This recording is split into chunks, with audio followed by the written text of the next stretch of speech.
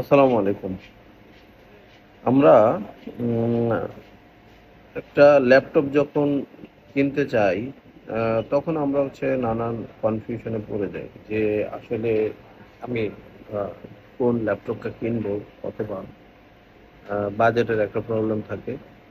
আ অনেকের আছে ভালো বাজেট থাকে, যাদের বাজেটটা একটু কম, তো তারা আসলে কোন ল্যাপটপটা কিনবো, এইরকম একটা দ্বিধা দ্বন্দ্বের মধ্যে আমি পড়ে যাই। এখন কথা হচ্ছে যে আপনাকে আগে বুঝতে হবে যে আসলে আপনি কি কাজের জন্য ল্যাপটপটা কিনবেন।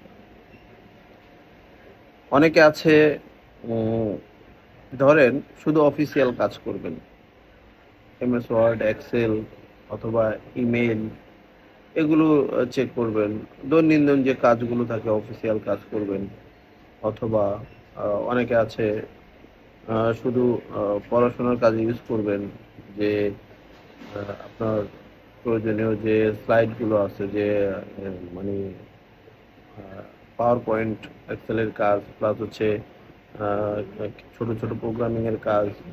অ্যাকচুয়ালি যারা স্টুডেন্ট লেভেলে আছেন, যারা পড়াশোনা করছেন, তাদের জন্য এত হাই কনফিগারেশনের ল্যাপটপের প্রয়োজন হয় না, যেগুলো ইউনিভার্সিটির, স্কুল কলেজের পড়াশোনার কাজে লাগে। একমাত্র যারা প্রফেশনালি কাজ করেন, যারা যারা ধরেন হাইলি গ্রাফিক্সের, ভিডিও এডিটিং এর কাজ যারা করেন, এবং যারা গেমিং করেন, যারা যারা গেম খেলেন, তাদের বিষয়টা একটু ভিন্ন। আদারওয়াইজ আমি দেখেছি, যেহেতু আমি এই আইটি সেকশনে লং টাইম জড়িত, যারা নর্মালি কাজ করবেন, তাদের মূলত, আমি যেটা বলতে চাচ্ছিলাম, যে একেবারে লো বাজেট করলেও আপনারা ভালো ল্যাপটপ পাবেন না, আবার একেবারে হাই বাজেটেরও আপনার কোনো প্রয়োজন নেই। অনেকেই আছে আমাদের কাছে আসেন, যে বলেন যে 20-এর নিচে কোনো ল্যাপটপ আছে কিনা। তো আমি তাদের অনেককেই সাজেস্ট করি যে আপনি আহ, একটু কষ্ট করে 25 থেকে 30 বাজেট করেন, তাহলেই আপনার একটা মোটামুটি একটা ভালো ল্যাপটপ পেয়ে যাবেন। এখন কথা হচ্ছে, যাদের বাজেট লো থাকে, তাদের প্রতি আমি গিয়ে তাদেরকে সাজেস্ট করব, অথবা আহ, তাদের প্রতি আমার যে বক্তব্য, সেটা হচ্ছে যে 20-এর নিচে যে ল্যাপটপগুলো আছে মার্কেটে, সেগুলো কিন্তু অনেক পুরনো মডেল। দেখেন, প্রত্যেকটা জিনিসের একটা লাইফ টাইম থাকে। যখন গিয়ে একটা লং টাইম হয়ে যায় একটা জিনিস, সেটা বেশি ইউজ হোক বা না হোক, তার কিন্তু একটা লাইফ টাইম আছে, যে একটা পর্যায়ে গিয়ে সেটা নষ্ট হয়ে যাবে। এখন মার্কেটে 13 জেনারেশন চলছে। তো আপনারা যদি সেখানে 20-এর নিচে বাজেট করেন, হয়তো ফিফথ অথবা 6 জেনারেশন 20-এর মধ্যে আপনারা পাবেন। কিন্তু আপনি ভেবে দেখেন তো, এখন 13-14 জেনারেশন মার্কেটে রানিং চলছে। যদি আপনি ফিফথ অথবা 6 জেনারেশন নেন, তার মানে সেই ল্যাপটপটা আরো 8 থেকে 9 বছর আগের ল্যাপটপ। তো সেটা আপনাকে কতটা ভালো সাপোর্ট দিবে।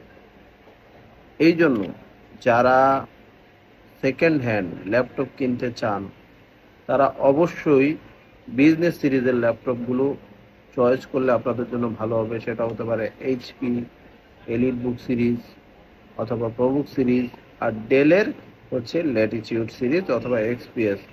এবং আপনারা লিনোভো নিতে পারেন। লিনোভো যে থিংকপ্যাড সিরিজের যে ল্যাপটপগুলো আছে, সেগুলো কিন্তু আপনি কম বাজেটে ভালো ভালো ল্যাপটপ পেয়ে যাচ্ছেন। আপনাদের উদ্দেশ্যে আমি বলবো, যারা এই ভিডিওটি দেখছেন, যদি ভিডিওটি ভালো লাগে, অবশ্যই আমাদের ভিডিওতে লাইক, কমেন্ট এবং শেয়ার করবেন আমাদের ভিডিওটি, এবং আমাদের পেজে ফলো দিয়ে রাখবেন। আমাদের একটি আরো ইউটিউব চ্যানেল রয়েছে, সেটাকেও আপনারা সাবস্ক্রাইব করে রাখতে পারেন। এনিওয়েজ, আমি যেটা বলতে চাচ্ছিলাম যে আহ, যারা সেকেন্ড হ্যান্ড ল্যাপটপ কিনে কাজ করতে চান, তারা একটু কষ্ট করে 25 থেকে 30 বাজেট যদি আপনারা করেন, তাহলে কিন্তু ভালো জিনিসটা আপনারা পেয়ে যাচ্ছেন।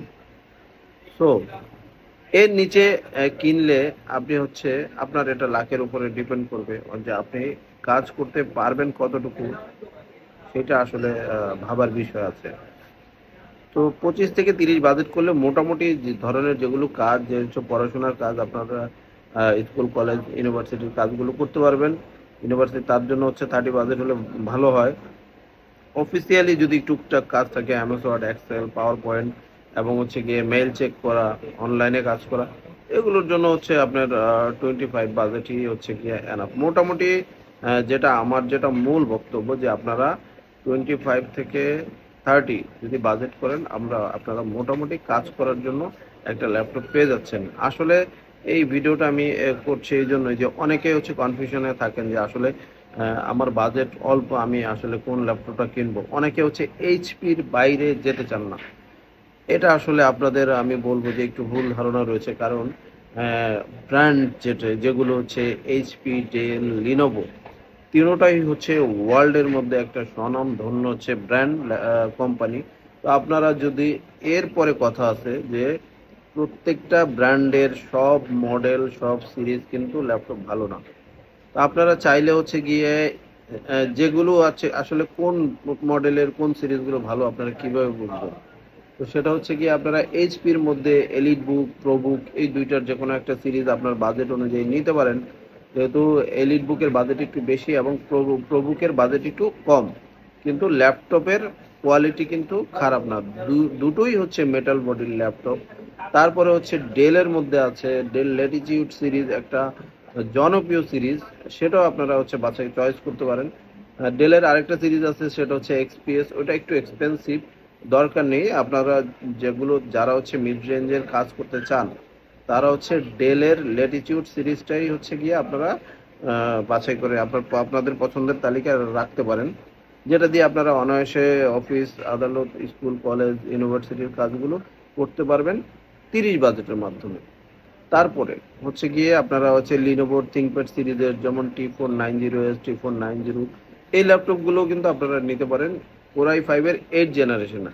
যেটা আপনারা যদি আপনাদের পছন্দের তালিকায় 8 জেনারেশন রাখতে পারেন, ওই বাজেটটা যদি আপনারা রাখতে পারেন 25 থেকে 30-এর মধ্যে, তাহলে 8 জেনারেশনের একটা ভালো ল্যাপটপ আপনারা পেয়ে যাবেন। আশা করি এই ভিডিওটি হচ্ছে আপনাদের একটু উপকারে আসবে, আপনাদেরকে আপনার ডিসিশন নিতে হচ্ছে আপনাদের জন্য সহায়ক হবে। যারা হচ্ছে ইউজ ল্যাপটপ কিনতে চাচ্ছেন, তারা কোন ল্যাপটপটি কিনবেন, কোন ল্যাপটপ দিয়ে কি কাজ হবে, এগুলো এই ভিডিওর মাধ্যমে হচ্ছে আপনারা জানতে পারলেন। তো সবাইকে অনেক অনেক ধন্যবাদ জানিয়ে আমি আমার ভিডিওটি শেষ করছি। নেক্সট টাইম আবারও দেখা হবে ইনশাল্লাহ নতুন কোনো ভিডিও নিয়ে। ধন্যবাদ। আসসালামু আলাইকুম।